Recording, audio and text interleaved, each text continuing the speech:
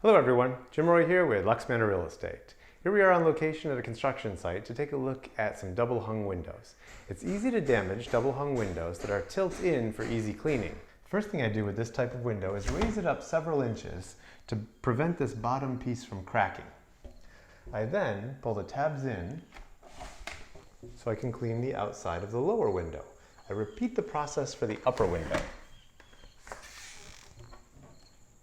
It's possible to remove the screens to clean them, but I found it's easier to use a hose or pressure washer to clean them in place.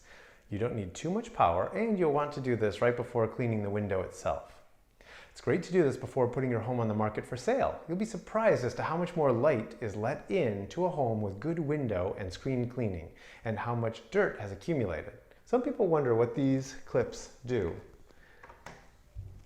They're child safety locks, so a child can't open the window past a certain point. They're not designed to keep your home safe, but a child won't be able to pass through there. If you like the quality and efficiency of this video, contact a LuxManor realtor the next time you're ready to buy or sell a home.